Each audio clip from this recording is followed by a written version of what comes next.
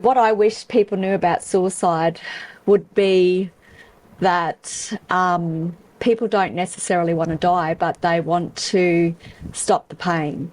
And they're trying to figure out, like, there's always a period where they're trying to figure out why they're feeling the way they're feeling and how they can get through it.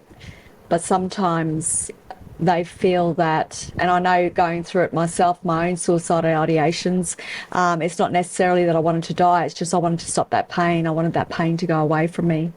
And sometimes you think maybe there is no other way to stop that pain apart from taking your own life. But I guess for me, doing the work that I've done now and, still riding those waves, those up and down waves, I feel that there's always going to be a brighter day.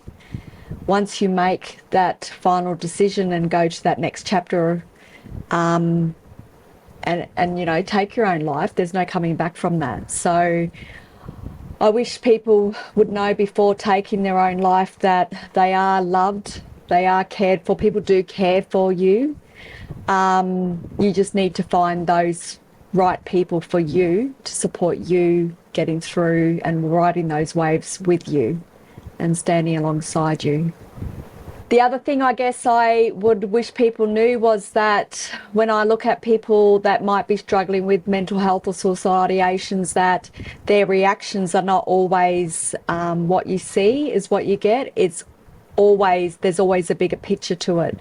So there's always a large part of them that is going forwards to where they are today. So our people, especially when we're dealing with Indigenous people, suicide is normally an extension from intergenerational trauma and trauma on trauma on trauma. So where do they come to the point where they don't know how to handle the feelings that they're feeling?